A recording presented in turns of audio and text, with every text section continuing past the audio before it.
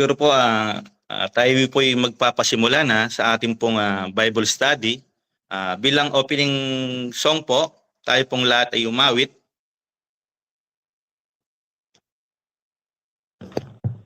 Makisuyo lang po ako kay Brother Norman.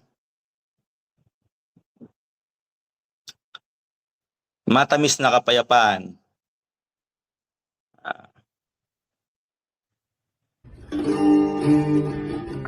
Salamat po sa Panginoon. Kahit na may bagyo, patuloy tayo po ay magkakaroon ng mga pagtitipon na ganito.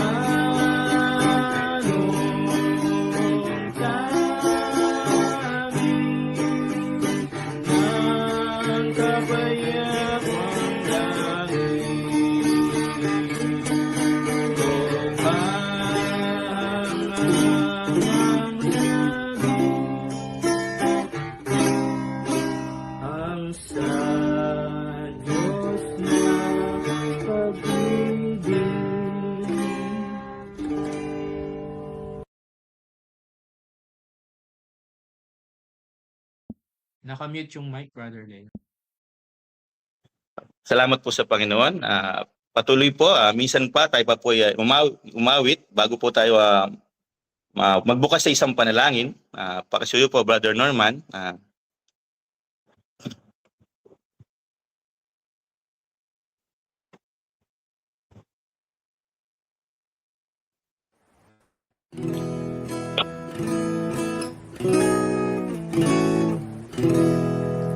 Ang Diyos sana pusang nanao pagkat tayo kanyang mahal doon sa krus tayo'y sinako ngunit nagbago din buwan sa dahil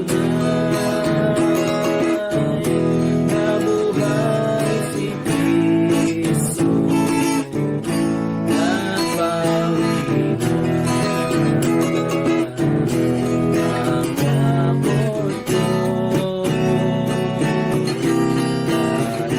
nawag ang Diyos ang bawat araw.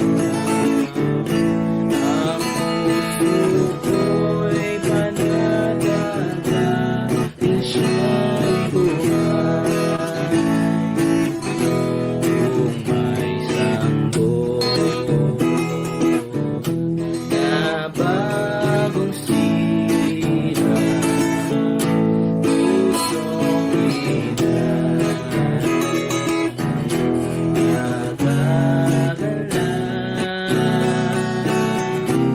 ngunit lalo kaligayahan kung ang batang iyong kay Kristo'y tatanggap dahil tunay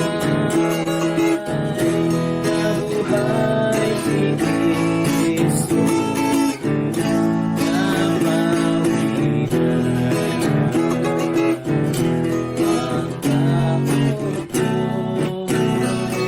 ko dahil nawag ng Diyos ang bawat araw. Ang puso ko'y panatagin siya'y buhay. Pag sa mundo ako'y lumisan, hirap sakit, kawawa ka,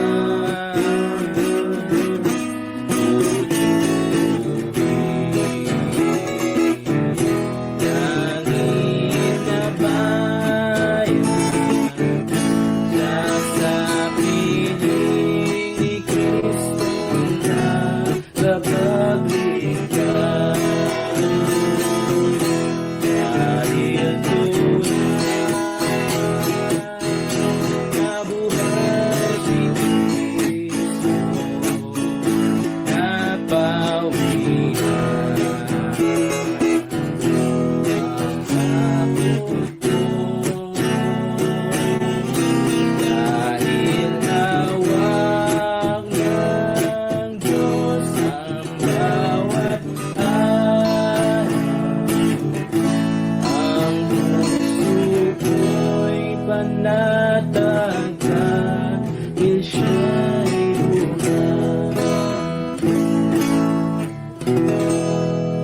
Ay, salamat po.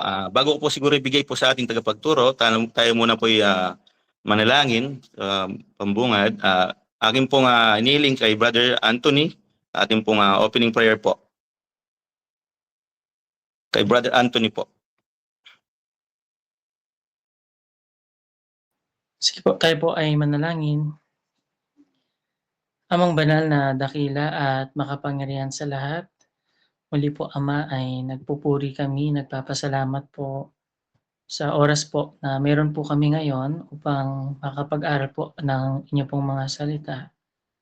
Maraming salamat po sa maghapong nagdaan, iningatan niyo po kami, ginabayan niyo po ang lahat ng aming mga ginawa at dinala niyo po kami sa oras pong ito na magtipon po, pag-isahin ng aming puso't isipan sa pakikinig po ng inyo pong mga salita. Patuloy po Ama, nagpapasihasat po kami. Alam po namin na sa paglakad namin ay kami po'y narurumihan, nagkakamali at nagkakasala. Patawarin niyo po kami at naway pakalinisin. At patubayan niyo po lalong-lalo na ang inyo pong anak na gagamitin sa pagtuturo. Patubayan niyo po siya ng inyong pong banal na espiritu. At ganoon din po ang bawat isa po sa amin. Nang sa gayon po Ama ay maging karapat-dapat po kami at buong pakumbaba po naming tanggapin ang inyong pong mga salita. Ingatan niyo po ang bawat isa, ang bawat pamilya, ang bawat tahanan, at ang bawat makakapakinig maging sa aming pong Facebook Live. At ang lahat ng ito Ama ay aming samutiling sa matamis na pangalan ni Jesus. Amen. Salamat po sa Diyos. Akin na pong ibinibigay sa ating pong tagapagturo. Walang iba kundi si Brother Wilson Gutierrez po. Salamat, Brother Leonardo Torno. Salamat sa Panginoon at nakasama natin ang ating kapatid sa ating online Bible study. At tayo ay darako sa chapter 3 ng aklat ni Timoteo sa 2 Timothy chapter 3. Bagamat ang chapter 3 ay marami siyang mga bahagi, no? Kung pag-aaralan po natin itong chapter 3, halos mayroon po siyang 5 bahagi. Pero sa ngayon po ay atin munang titignan at tatalakayin yung unang bahagi o yung simula verse 1 hanggang verse 5. Ito po siguro yung ating sa tulong at biyaya ng Panginoon na ating pong pagbubulayan o pag-aaralan ngayong gabi. At ganito po ang ating mababasa.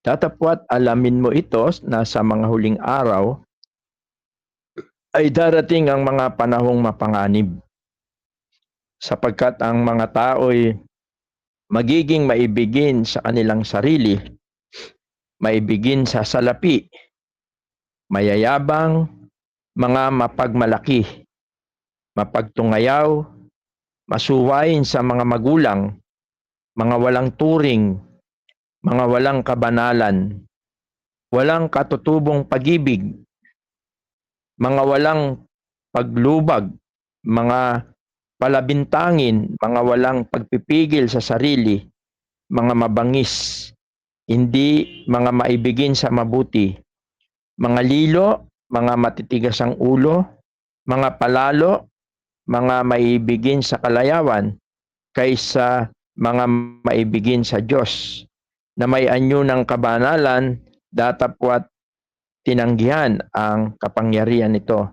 Lumayo ka rin naman sa mga ito. At pagpalain ng Diyos ang pagkabasa ng kanyang mga salita. At inihiling ko na tayo ay muling manalangin.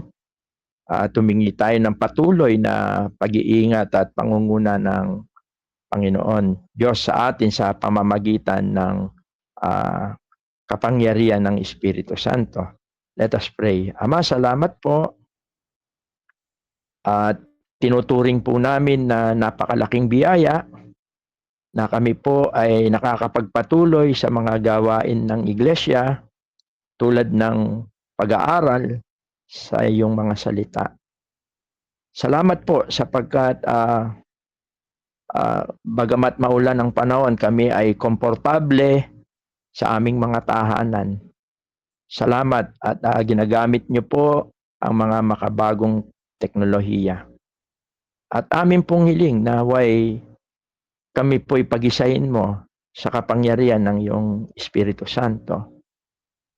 Nang sa ganon, ang bawat isa po sa amin ay matuon ang aming puso, ang aming kaisipan sa iyong mga salita. Pagpalain mo po ang bawat tahanan at pagpalain mo po ang aming pag-aaral, pagpalain mo po ang mga madadatnan po ng aming pag-aaral po na ito. Ang lahat po ng ito ay aming dalangin sa makapangyarihang pangalan po ng iyong bugtong na anak na si Jesus na aming tagapagligtas. Amen. Po. Tulad po ng aking nasabi, atin muna pong talakayin itong simula chapter 3 sa verse 1 hanggang verse 5. At maliwanag po ang mga bagay na ating nakita at nabasa sa bahagi po na ito na sulat ni Pablo. At ito yung patuloy na pagsulat niya habang siya po ay nasa bilangguan doon sa Roma at inihintay na rin po ang hatol na kamatayan. At sa bahagi pong ito ay isinulat ni Pablo ang maaaring kahirapan na danasin ng mga mananampalataya, no, sa huling panahon. Binanggit yung huling panahon. Dinescribe niya rito yung magiging kalagayan ng mga tao sa panahon na yan, no. Napakahalaga na makita natin ang bahagi na ito sapagkat hindi lamang pinakita ni Pablo ang mga magiging pag-uugali ng mga tao sa mga huling panahon na tinutukoy niya, kundi sinabihan din niya si Pablo kung ano po ang marapat na maging reaction niya bilang isang Kristiyano.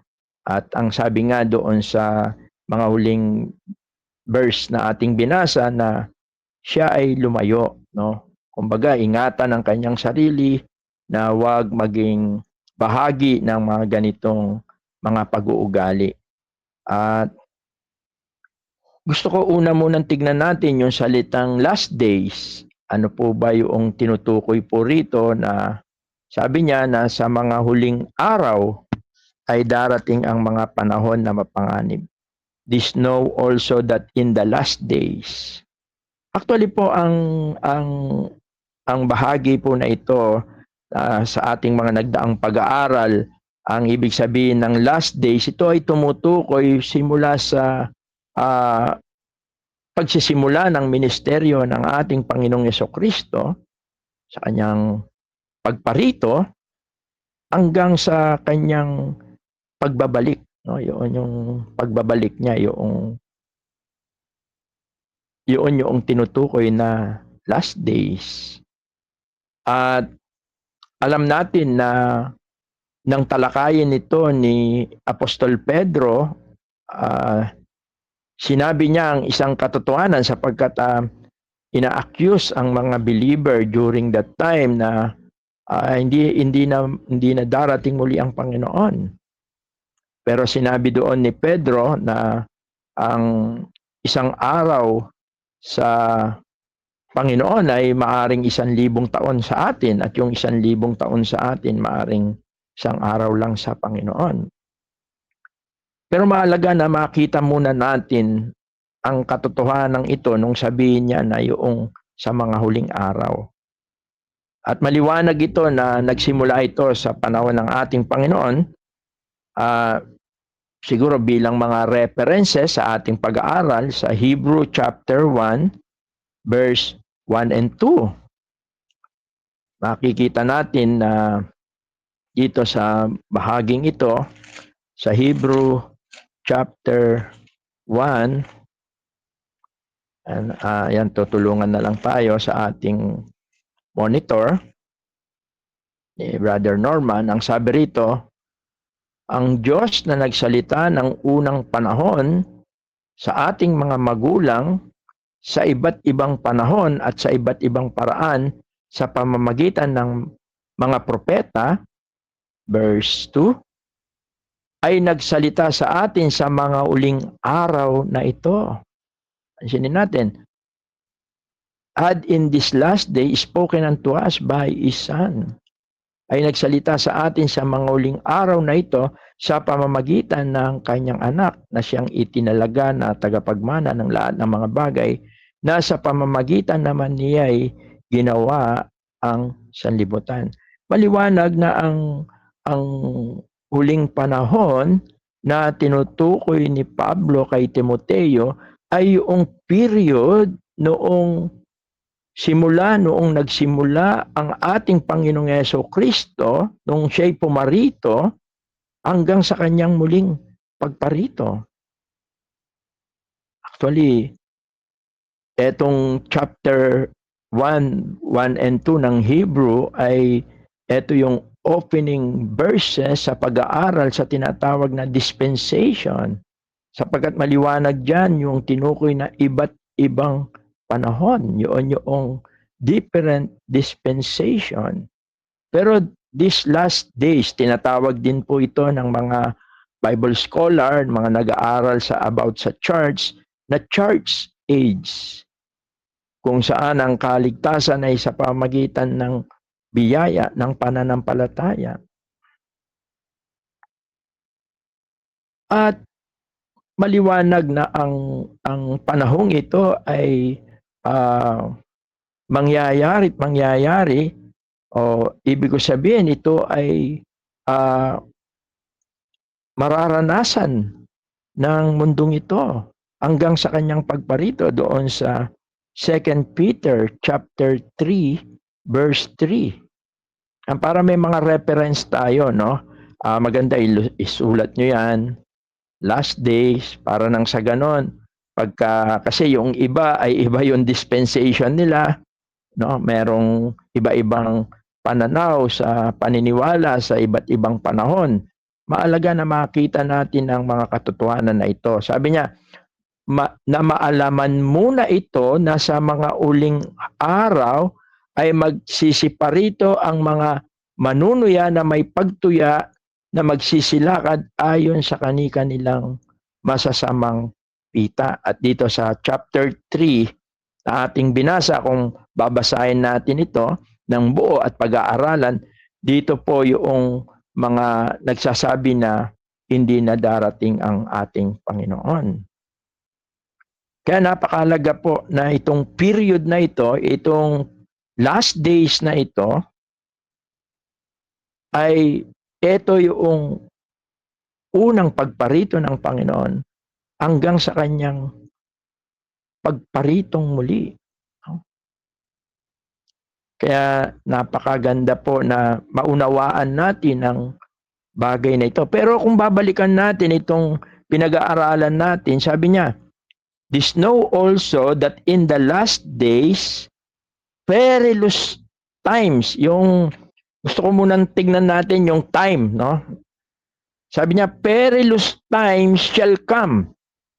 Sa Tagalog, yun yung panahon. Sabi niya, darating ang mga panahon. Sabi niya, sa mga huling araw, ibig sabihin, pagka malapit na yung pagdating ng Panginoon, sabi niya, darating ang mga panahon. Yung panahon dito, although dito, sa ating translation, ginamit yung salitang times.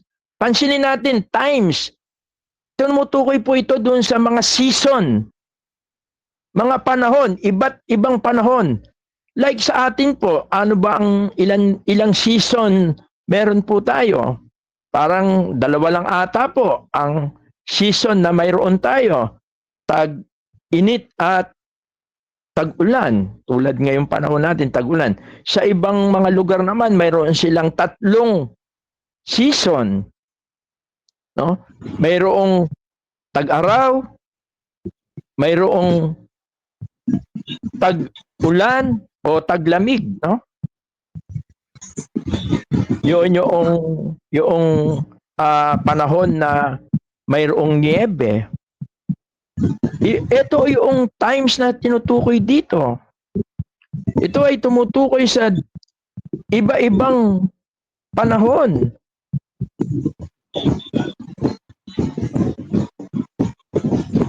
Pwedeng paki-ano natin si Nanang Esther. Ayan, yung medyo maingay kasi naka-open yung mic niya. Paki-close na lang. Okay, thank you po. At ito yung dapat nating malaman. At ang sabi rito, sa mga panahon na yan, sabi niya, darating ang mga panahong mapanganib. Ginamit yung salitang perilous time. No? Alam niyo sa Greek ang ibig sabihin nito, chalepos. Meaning ay hard to bear. Ibig sabihin niyan, sa mga panahon na yan, talagang ang mga mananampalataya ay makakaranas ng matinding difficulties.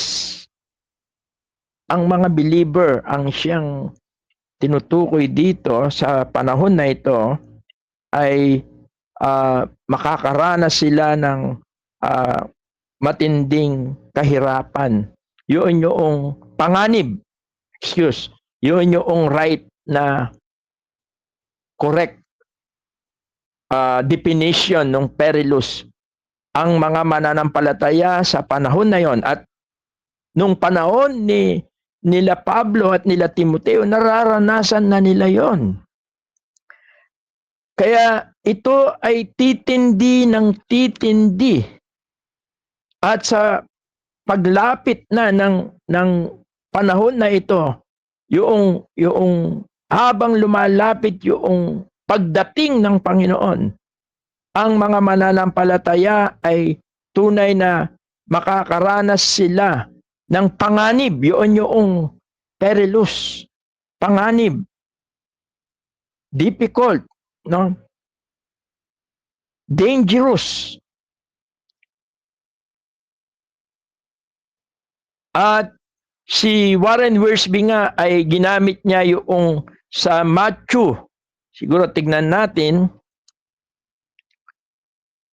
Sa Matthew chapter 8, no, yung verse 28 bilang reference. Kasi dito merong dalawang inalinhan ng masamang espiritu ng gadarin, ng demonyo. Ang sabi rito, at nang siya'y makarating sa kabilang ibayo sa lupain ng Gadareno, ay sinalubong siya ng dalawang inaalinhan ng mga demonyo na nagsilabas sa mga libingan, na totoong mababangis na anupat sila'y walang mapagdaan sa daang yaon. Yung gusto kong tingnan natin yung sa salitang English, yung sabi niya, and when he was come to the other side, into the country of the Gergesenes, there met him two possessed with devils coming out of the tomb, exceeding fierce. Yun yung isang meaning, no? Yung exceeding fierce, yung mababangis.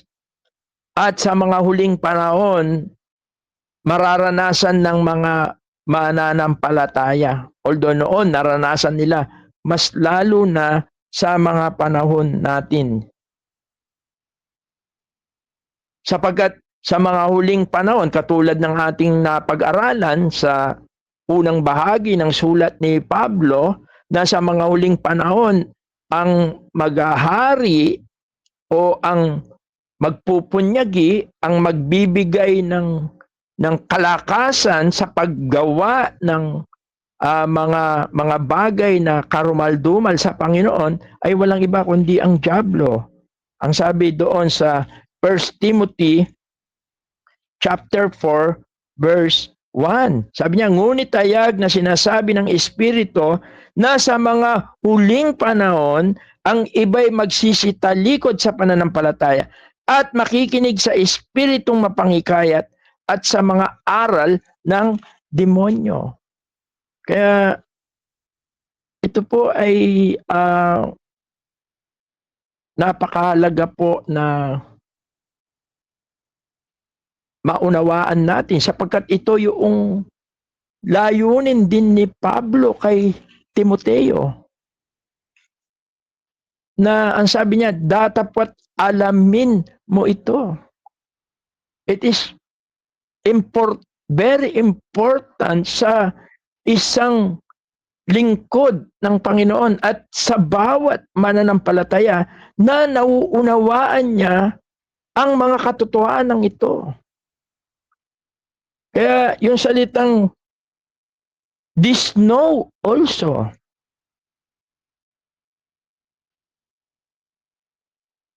Kaya isang bagay na kailangan nating matutunan. Yung bahagi ng panahon, yung tungkol sa eschatology, yung the doctrine ng eschatology, yung tinatawag na the doctrine of future things.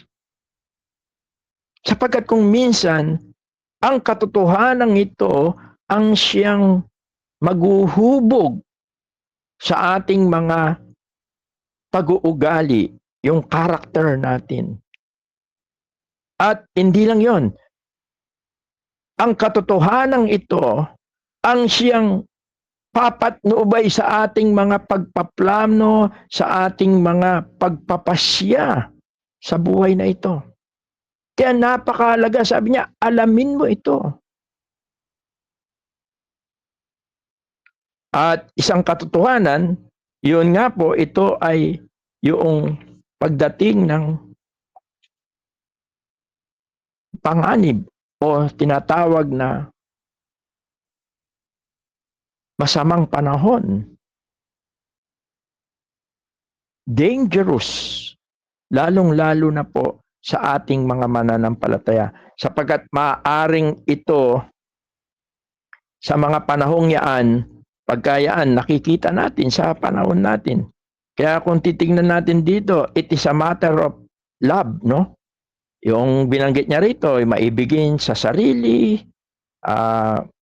pag-ibig na walang paglubag, puro pag-ibig to eh.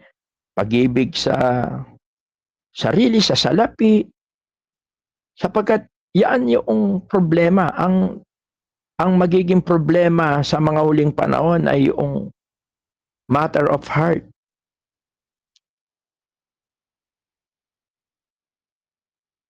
Sapagkat sa panahon na ito, hindi lamang ang iglesia ang makokorrupt, no, ang madadamage, hindi lang ang church, ang family, makikita natin mamaya dito, at ganun din yung community.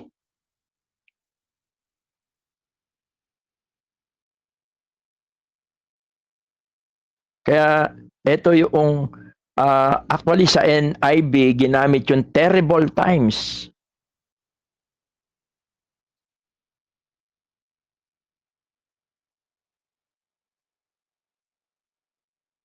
Sapagkat sa mga panahon na ito, tulad ng nangyayari sa atin panahon ngayon, no?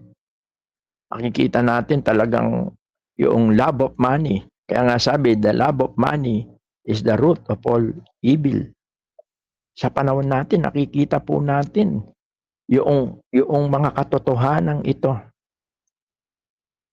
Kaya ito yung gusto ni Pablo na makita, maunawaan, matutunan ni Timoteo. At ako'y naniniwala na ito rin po ang nais ng Panginoong Diyos sa atin na maging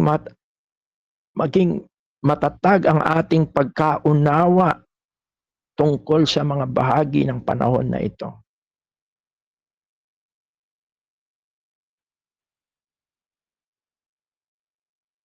Nang sa ganon ay marahil para hindi maapektuhan ng iglesia, ang pamilya.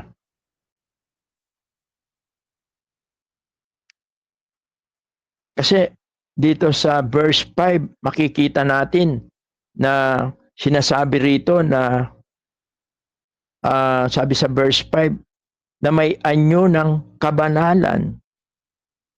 Datapwat tinanggihan ng kapangyarihan nito, yung tinatawag na regeneration, yung tinatawag na kapangyarihan to transformation. Ito yung ang mga tao ay magiging religious. They quote verse, they attending services. Yan yung magiging panahon. They speak about God. But hindi sila nabubuhay para sa Diyos. Yan yung nakikita natin.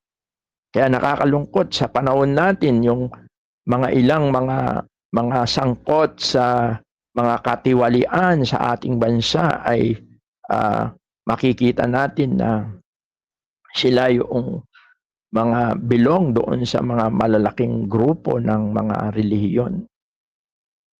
At sila rin ay they quote verses, they sinasabi nila, binabanggit nila ang Panginoong Diyos. Having a form of godliness, yung salitang form, no? Anyo. Ibig sabihin nun ay theater, o parang pakita, tao. Yun teatro.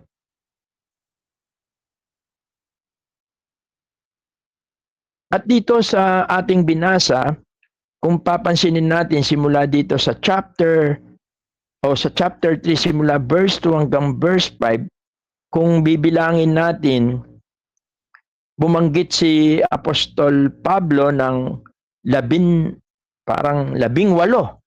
no? Napaka ikling verse 2 to 5, pero 18 na mga pag-uugali na makikita sa mga huling panahon na kung titingnan natin, ito ay tumutukoy sa pag-ibig, subalit maling pag-ibig. At dito, ito yung ating bagay na mga ilang titignan. Marahil ay titignan natin maging yung mga kanilang ginamit sa orihinal na salita na Greek, sapagkat ang New Testament ay Greek word ang ginamit, no? Yung lovers of themselves, sabi rito. Sabi niya, sapagkat ang mga tao ay magiging maibigin sa kanilang sarili, for men shall be lovers of their own selves. Yun yung ginamit dito. Lovers of their own selves. Makasarili. Actually, ginamit yung salita na dito yung Pilautus, lovers of themselves. Dito sa verse 2. Ibig sabihin nito, hindi self-centered. Yan yung makasarili. Self-centered.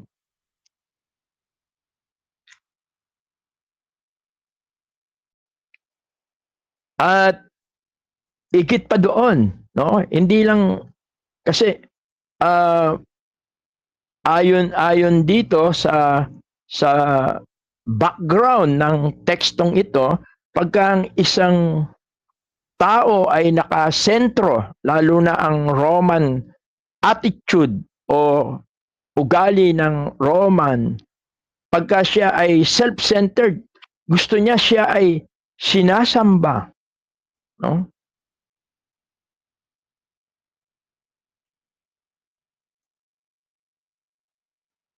Sinasamba. Yun yung self-centered.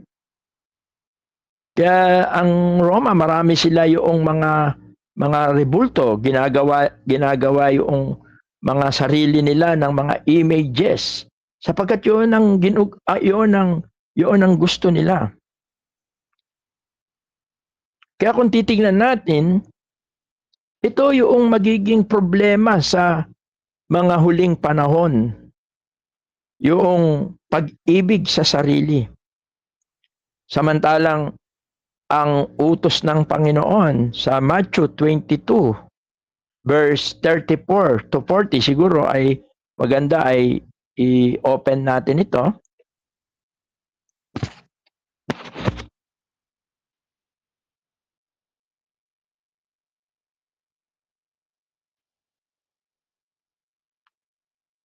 Sabi rito sa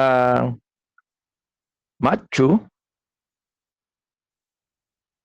chapter 22 verse 34 to 40.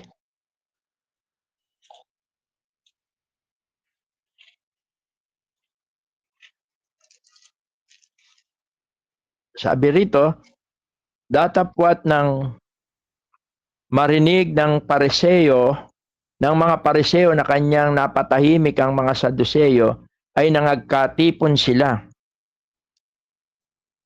At isa sa kanila na tagapagtanggol ng kautusan ay tinanong siya ng isang tanong upang siya'y tuksuhin. Guro, alin baga ang dakilang utos sa kautusan? At sinabi sa kanya, iibigin mo ang Panginoon mong Diyos ng buong puso mo at ng buong kaluluwa mo at ng buong pag-iisip mo. 38. Ito ang dakila at pangunang utos. At ang pangalawang katulad ay ito, ibigin mo ang iyong kapwa na gaya ng inyong sarili. And lastly, sa dalawang utos na ito'y nauuwi ang buong kautusan at ang mga propeta. Actually, ito yung nais ng Diyos na maalin natin ang Diyos, ibigin natin ang Panginoong Diyos ng buong puso, ng buong isip at ng buong kaluluwa. Subalit, sa mga panahon na habang lumalapit, maliwanag ang mga katotohanan dito na ang mga tao ay magiging maibigin sa sarili.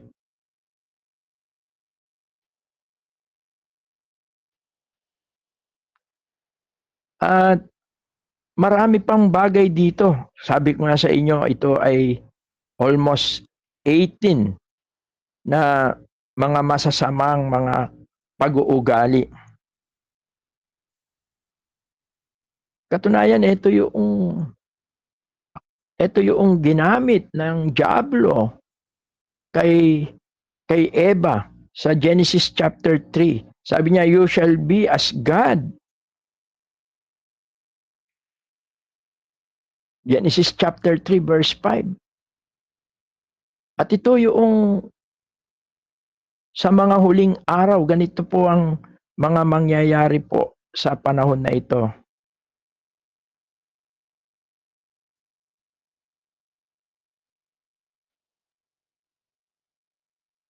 At napakarami pa po na mga bagay dito. Dito po sa mga, ito po yung daladalang panganib, no? Yung mga moral failures, yung self-love, at yung, kung titingnan natin, ang hangganan nito, yung loving pleasure more than God, no? Loving, ito po, dito po yon sa makikita natin,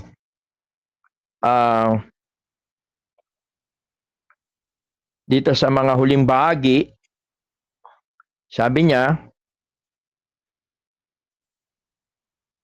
verse 4, although hindi ko na po iisa-isahin ito, no?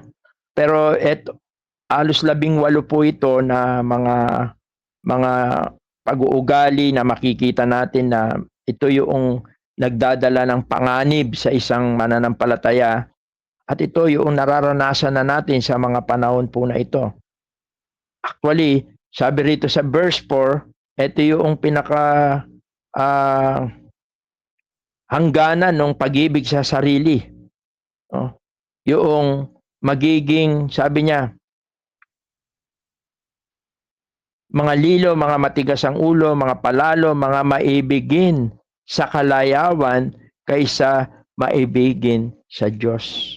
Yung mas hindi ito yung pagpili, no? Hindi yung pagpili kung yung kalayawan o yung pag-ibig sa Diyos. Hindi ito yung ibig sabihin dito. Kasi kung tutuusin, pagka inuna natin inibig ang Diyos sa ating buhay, nagbubunga ito ng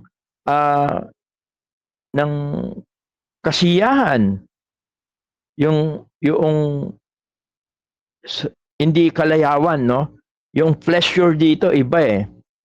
Worldly pleasure ito eh.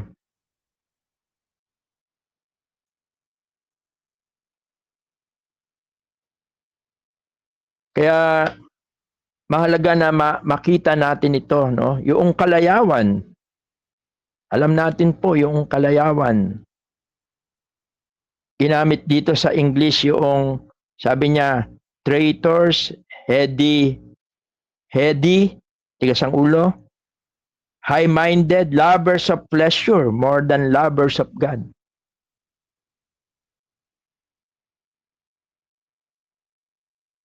Ang magiging suliranin sa mga huling panahon ay it is a matter of heart. Kaya po napakaganda na bantayan ang puso natin. Punuin natin ang puso natin ng mga salita ng Diyos. At makikita po natin na ito sa mga huling panahon na ito po yung panganib na magdadala sa mananampalataya. Yung mga pag-uugali na ito. Sapagkat maaaring ang makokontaminate ang ating pananampalataya sa bagay na ito, no? Lovers of money, boastful, proud, disobedient to parents, unthankful, unholy, without natural affection, unforgiving, slanderer, without self-control, lovers of pleasure, yun yung uli, rather than lovers of God. At ito yung mga bagay na nakikita natin kung i-relate natin po sa panahon natin, no? Yung problemang nangyayari sa ating bansa, hindi lang naman po sa ating bansa, kundi sa iba-ibang mga bansa, nakikita natin, ganito na po ang nangyayari. Ibig sabihin po nito ito ay mga bagay na malapit na talagang dumating ang Panginoon. At ano po ang pinaka purpose ni Paul dito sa sulat niyang ito kay Timothy? Sabi niya, verse 5, na may anyo ng kabanalan, datapwat tinanggihan ng kapangyarihan ito. Lumayo ka rin naman sa mga ito. Ito yung pinaka-final. Ito yung pinaka-nais ni Pablo. Ito yung purpose niya. Maging mapanuri tayo.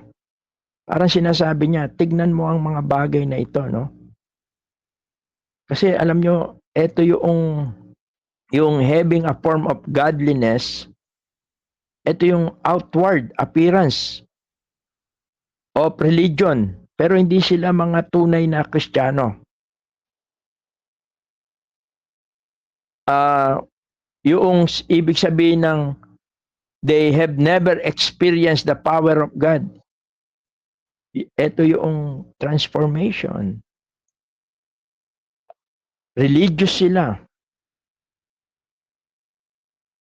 Pero wala yung tunay na kapangyarihan, yung buhay na nasa Panginoon.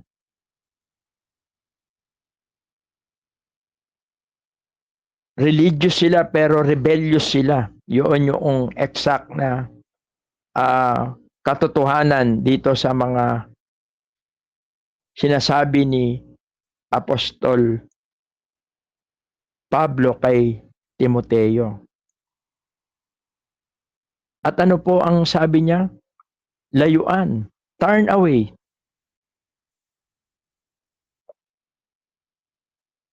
Kaya mahalaga na maunawaan natin o matutunan natin regarding sa eschatology. At parang mga sign ito, no? Kung titingnan natin, mga sign ito, itong mga, sabi ko nga sa inyo, maapektuhan nito, una, yung dito sa, hindi lang ang church, hindi lang ang mga Kristiyano, maging ang family. Kasi yung sinasabi rito na dito sa chapter 3, simula chapter 2, yung masuwain sa mga magulang, no? Tapos mga walang katutubong pag-ibig. Ang tinutukoy dito yung family. Sa mga huling panahon, ang aatakin ng dyablo ay hindi lang ang iglesia, maging ang family. Kaya nga, kung natatandaan nyo, yung Healthy Church natin na naging programa nung mga nagdaang panahon, ay ang pinapalakas natin yung family. Because when we have a strong family, we have a strong church. Kasi nga, ang nangyayari kung minsan, active sa church, pero sa family is hindi sila nagiging maganda. Kaya,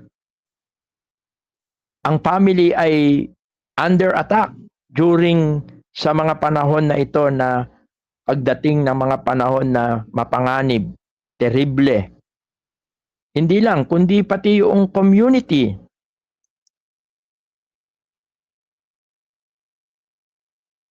Kasi yung mga sinasabi ritong sa English, ginamit yung without natural affection, truce breakers. Tumutukoy ito sa mga magiging katangian ng mga tao sa mga huling panahon na sila ay lalabag sa mga batas.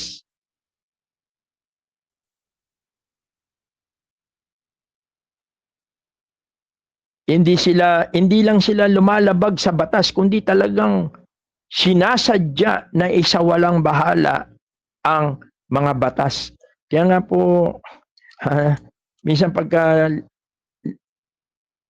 merong impeachment, minsan nakikinig po ako eh. Ewan ko po kung nanonood po kayo. Ako nanonood ako to observe what really happened. At ito yung mga bagay na nakikita natin. Pinipilit yung bagay na mali.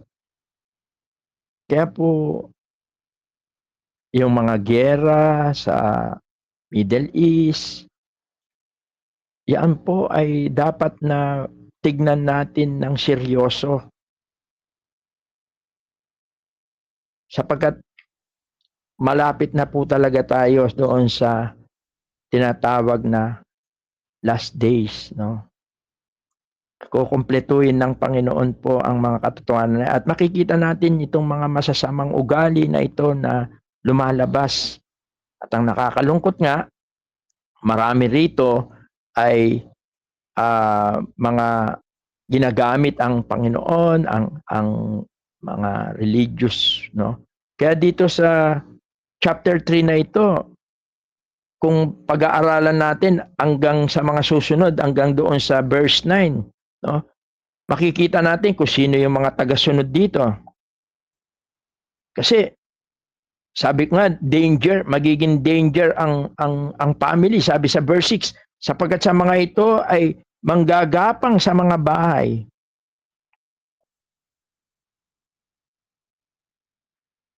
Kaya ito yung mga magiging mga tagasunod nila. Kaya dito ay inalimbawa pa si Hanes at Jambres. Ito yung mga nagrebelde kay Moises. Tapos makikita rin natin yung kanilang mga religious leaders sa verse 8 and 9. Sabi niya, at kung paanong si Hanes at Jambres ay nagsilaban kay Moises, ay gayon din naman ang mga ito'y magsisilaban sa katotohanan. Ngunit sila hindi magpapatuloy sapagkat mga hayag sa lahat ng mga tao ang kanilang kamangmangan gaya ng pagkahayag sa mga yaon. Ito yung mga leaders. Kaya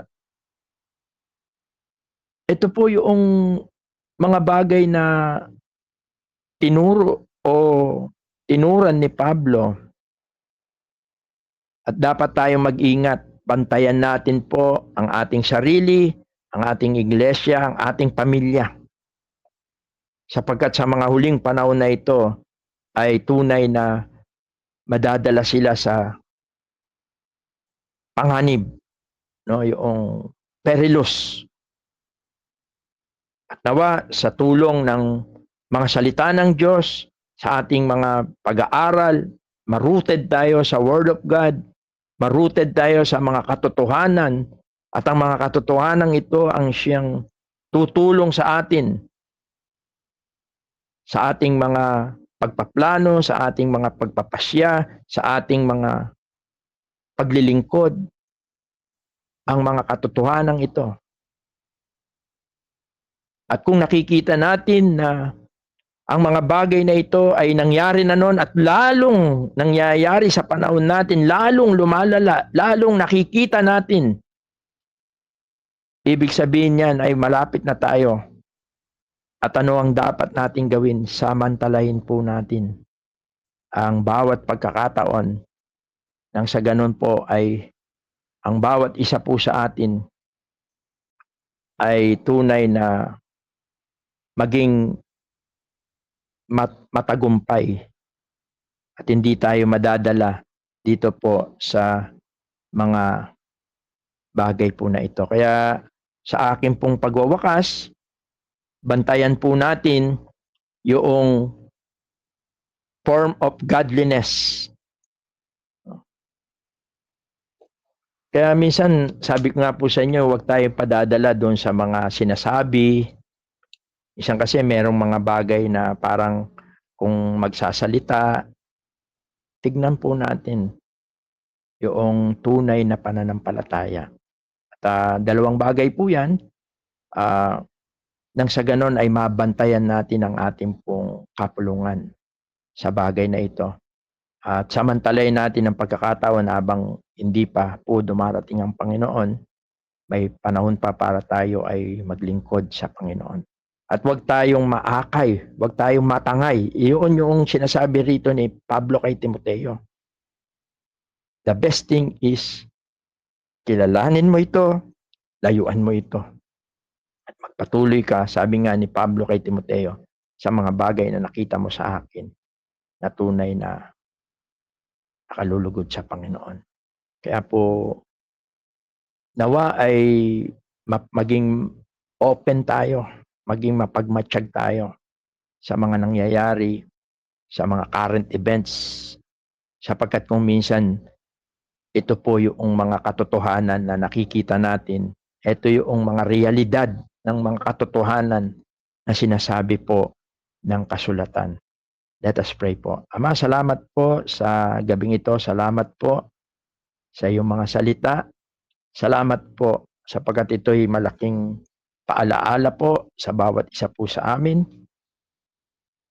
upang amin pong tunay na maunawaan, matutunan ang mga katotohanan ng mga iba't ibang panahon na mayroon at mga bagay na darating sa mundo pong ito.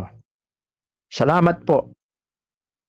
At ipinapakita mo po ang mga kasamaan na maaari naming layuan. At ganun din naman na makita na tunay na ang mga huling panahon ay malapit nang matupad sapagkat ito'y magkakaroon ng katuparan sa muling pagparito ng aming Panginoon. Salamat po, Diyos. Nawa po ay ingatan mo po kami, ang bawat isa po sa amin. Ingatan mo po ang iyong iglesia. Ingatan mo po ang bawat pamilya. At naway magpatuloy kami sa aming pong pananampalataya, sa aming paglilingkod, hanggang sa pagparito po ng aming Panginoong Hesukristo. Pagpalain mo po, Diyos, ang iyong mga salita Pagpalain mo po ang bawat tahanan. Ang lahat po ng ito ay aming pong samot dalangin sa makapangyarihang pangalan po ng iyong bugtong na anak na si Jesus. Amen. Good evening and God bless po. At ibabalik ko muna kay Brother Leo para po sa mga question and answer. Maraming salamat po sa Diyos at sa kanyang anak na ginamit sa kanyang pagtuturo. Tulad po ng ating pong ginagawa, tayo po ay nag-aalat ng ilang minuto or sa ating pong pagtatanong at kasagutan na nagmumula sa kapatid natin na nagbabasihan na sa kanilang sa salita ng Diyos po. Kung sino po ang may tanong, maaari nga lang po na makapagtanong, malaya pong makapagtanong po.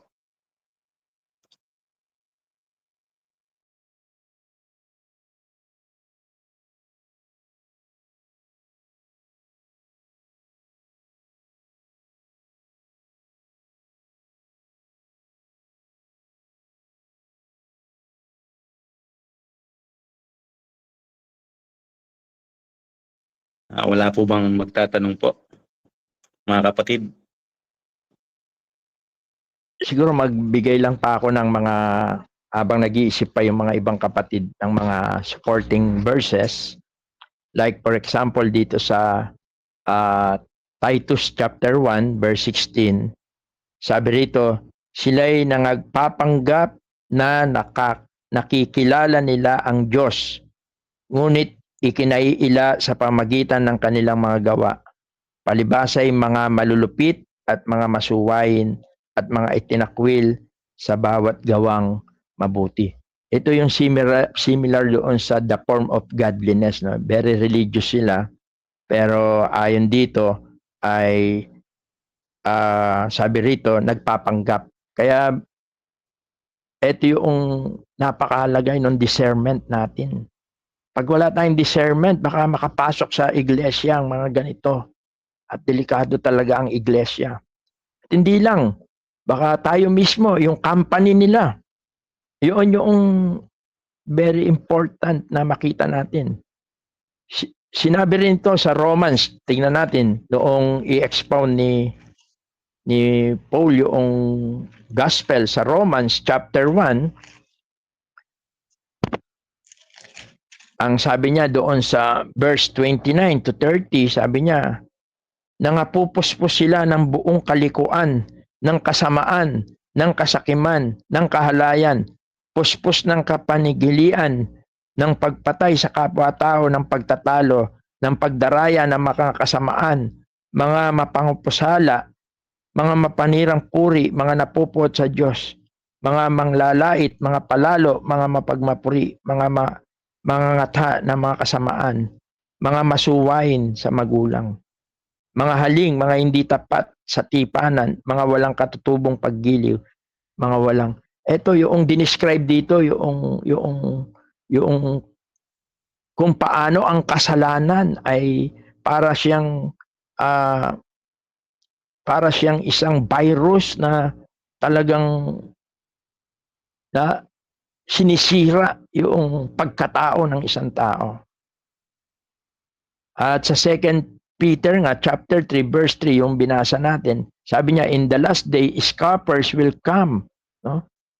Alam niyo yung salitang scoffers, siguro tingnan natin, habang walang nagtatanong, although bahagi ito, actually pinuputol ko lang sana yung lesson ko kanina para bigyan daan yung question.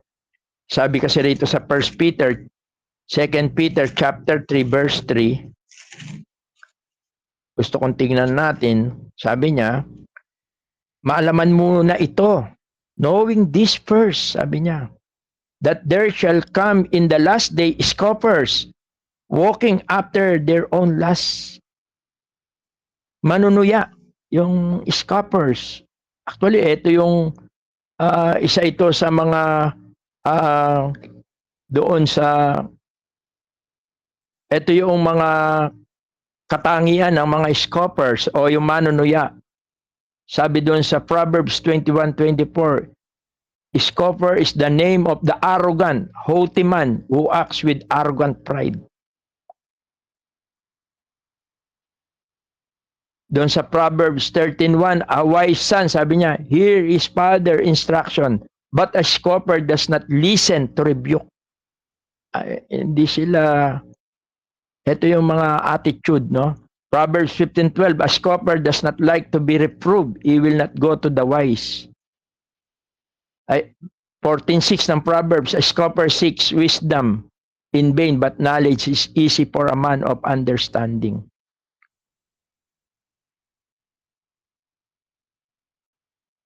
At ito yung gusto kong tignan natin dito sa 2 Peter chapter 3 verse 3, na maalaman muna ito. Kaya napakaalaga na magkaroon tayo ng discerning at maliwanag na in-unveil ito, no? Kumbaga sa pagbabalat kayo, inanmas ito ni Pablo kay Timoteo para makita niya ang mga taong ito na nagdadala ng panganib sa iglesia, sa kanyang sarili, sa kanya bilang lingkod ng Panginoon, at ganun din sa pamilya at sa komunidad, sapagkat napaka panganib ng, ito yung tinutukoy na panganib ni Pablo sa mga huling panahon. At kung minsan yan ay huwag nating hayaan na makapasok sa iglesia. O kaya maging sa ating sarili at sa ating pamilya. Okay, hanggang doon lang siguro. Parang karagdagan ko na rin. Back to na kay Brother Leo. Na po ba talagang last minute na lang po kung wala po tayong mga tanong, mga kapatid. Bago po tayo umawit at magwakas sa isang panalangin po. Siguro dahil sa tulong ng biyaya ng Panginoon, ito ay napakalinaw na naituro ng ating kapatid. Tayo po ay magwakas sa isang awitin. Pakisuyo, Brother Norman, sa ako'y sa iyo, Panginoon. At sa uling stanza po, tayo po yung manalangin at iniiling ko po kay Brother Jan ang ating pong pangwakas sa panalangin po. Sa ating pong Bible study po.